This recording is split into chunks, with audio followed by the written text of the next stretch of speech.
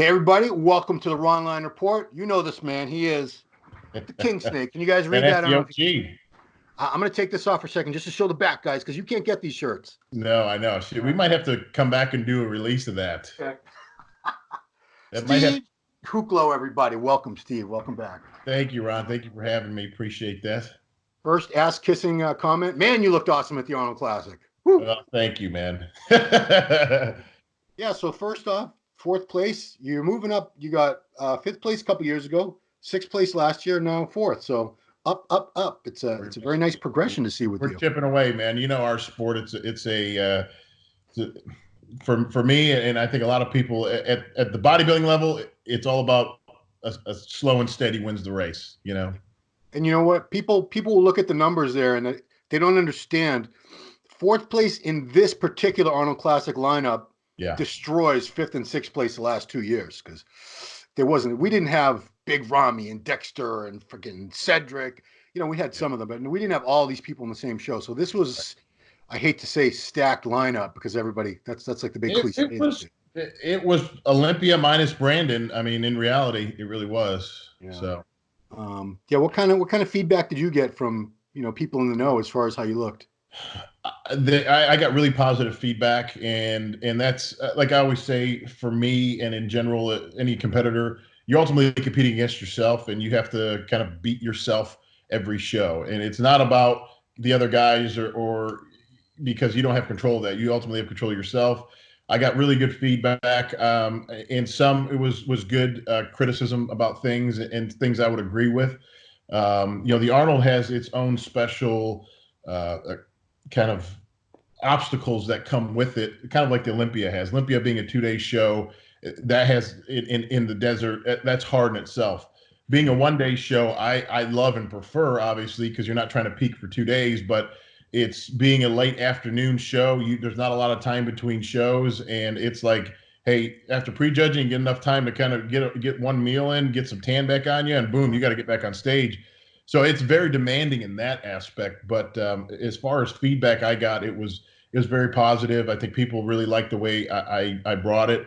I wish people were able to be at prejudging. That would have been a lot, better. I feel like I got to ask you. I'm sure you've never competed in a any show, amateur, pro, nothing, with no audience. That had to be. That was really a different energy. It really was. I have to say that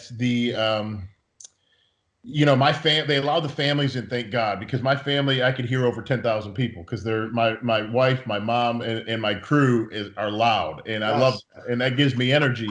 But at the same time, when you're posing and the rest of the audience is screaming and yelling for their favorites or even for you, that gives you just that adrenaline that, like, even when you're depleted, dehydrated, feel like crap, that drives you on stage, at least for me, and gives me energy and just a fight. Like, man, I'm ready to battle. Yeah, I mean, the one thing that must have been a bummer for, you have obviously you have a lot of fans and they were expecting to meet you at the All Max booth, but we didn't have any booths because the Expo got canceled. Yeah, I mean, an Arnold without an Expo, that's like a hamburger without the actual burger inside, I guess. I don't know. Yeah, right. That's a good way to put it. But everybody showed up for finals, and the finals was nuts. It was sold out. Yeah. People were going bonkers because they hadn't been able to see guys at judging. Yeah, they were like caged animals, especially when we went out to the pose down, man. He was like, you were getting mauled, but that was awesome. I mean, the energy there at night was great, and it definitely brought a whole nother kind of level of excitement to that show, because I mean, you could tell people and fans were just waiting to see everybody and see that stage, because the Arnold stage is very impressive and the production's awesome. I gotta ask you, Olympia versus Arnold, which do you think? Where do you think you looked better, and why? I'm gonna say the Arnold prejudging was probably been my favorite look I've had so far. Oh, wow. Night show, I could admittedly say I faded a little bit, and I think it's just strictly I didn't have time to get enough food in me between, and I flattened out a little bit. Yeah. In comparison, and just looking at photos and kind of seeing, okay, and just being critical of myself and feedback I've got. But prejudging, when I walked out and my individual pictures that I've seen, I was like, there's times you even impress yourself. You're like, damn, I look pretty good. I mean, if you were standing next to Ramy, and Ramy usually makes everybody look like a little punk, but you held your own. You're 6 foot tall or just a bit under, and you about 280 up there. I was about 280, yeah. Rami was 300 and should have been 280. I'm not saying he was out of shape, but I agree with you on that. But the Rami camp's going to come on here and be like, "Oh, f you, Ron." I love Rami, guys. I love Rami. He's the greatest in the world. He should be Mr. Olympia 10 times by now. How's that, guys? There But you go. Just made them I'm happy. just saying, I also got in trouble for saying, I said they don't judge you in the wrap up with Brandon. I said it's not just about the height and the weight. It's not like you guys are prized pigs at the county fair. And the guy says that's a very racist statement. I said toward who? Pigs? Toward who? Right? Exactly. Yeah, I didn't know the pigs were. If I knew the pigs were going to be offended, maybe I wouldn't have said it. But man, so yeah, great showing, Steve. And the show. Thank God the show went on. But that created a little bit of a stress, I think, for a lot of us. Not in a way like. I think it was more of a disappointment or anger or kind of like what's going on and being unsure. And because obviously there's so much that goes into prepping for a show and at our level, there's contracts, there's money, there's stuff that, I mean, this is how we provide for our families ultimately. And to feel like that was being pulled away from us and not sure really till our competitor meetings when we really knew that everything was a green light.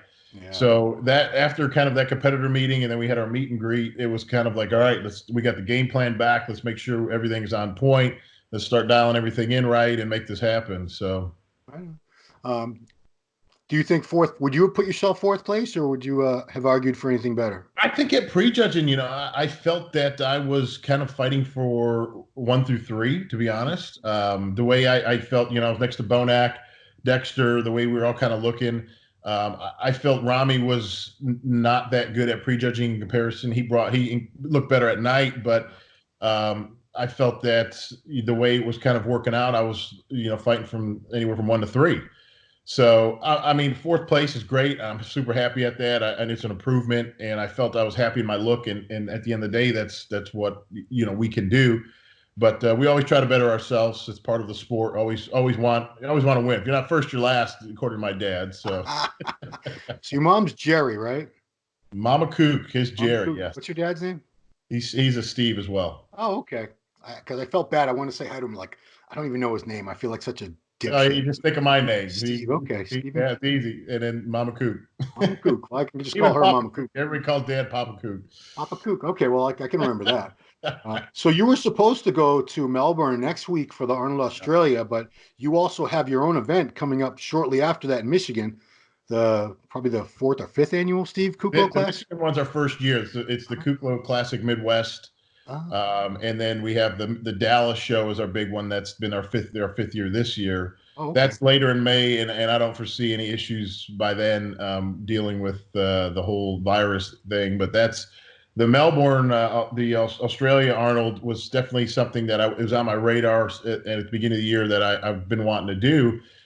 But as all this stuff started coming out and trickling out in the media hysteria of the coronavirus and everything that was happening, I kind of decided that I'm not going to submit my contract quite yet. And let's see what things start happening. And as the more of the quarantining start happening, the no fly between certain countries, the travel bans, all that kind of stuff. I'm like, with what we do and running businesses, my wife and I, and promoting our shows and everything we have coming up, just to be over in, say, Australia and they start quarantining areas because of potential virus outbreaks, I don't want to be stuck over there for 3 weeks, and then, okay, who's paying that bill? And I mean, that's going to be crazy. You got to wear the same clothes like over and over again. And one thing, if I was in California and or could potentially drive home if there, whatever it is, but to be on the other side of the world, it was just too risky, I think, for me to kind of go ahead and decide to do it. Mm-hmm. So we're not going to Australia this year due to virus concerns, more on the quarantining aspect than actual contracting the virus, because I feel like as a healthy adult, we should be okay, getting it. Well, the thing is we're healthy adults, theoretically, but we can carry it and give it to these people who aren't so healthy. Exactly. I mean, you must have a different perspective on all this because you actually have medical training. You're a paramedic. Absolutely. And I think a lot of the precautionary things you can do to prevent, as far as obviously anybody that is sick, kind of keeping your distance from, you see them coughing, sneezing, definitely avoid. And then a lot of the hand contact we had at the Arnold and stuff, instead of shaking hands, kind of go with the fist bumps.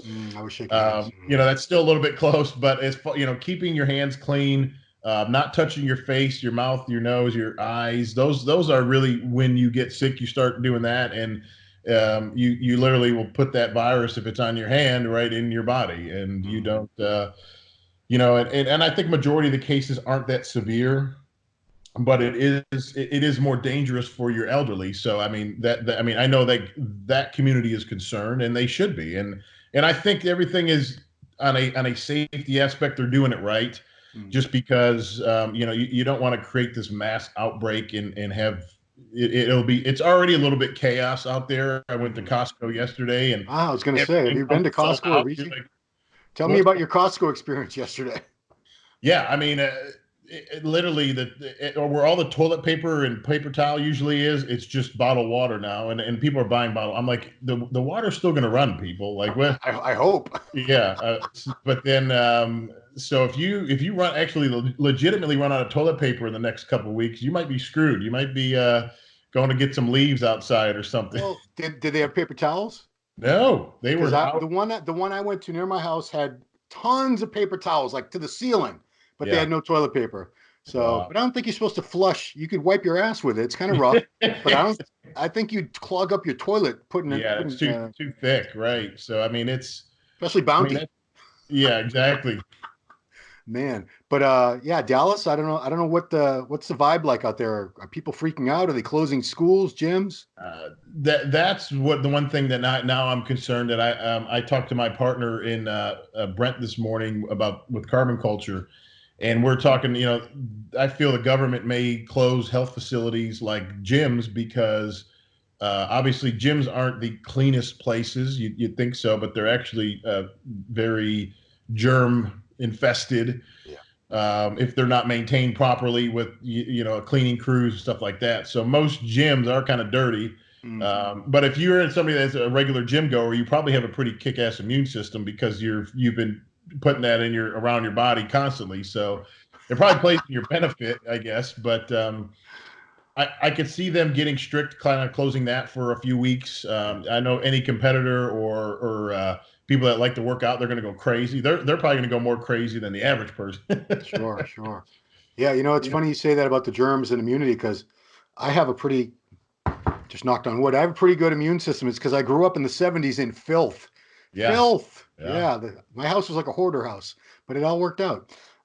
So you're not doing Australia. You got some points. You got some points out of because Olympia top 5 only qualified from last year, right? Or is it top 6?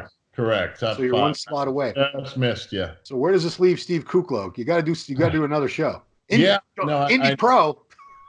There is the Indy Pro. I mean, one of the things I was considering, obviously Indy used to be at the end of March, and that would have been just perfect timing. But there's a few shows definitely coming up. I don't want to travel out of the country for a while until that gets settled.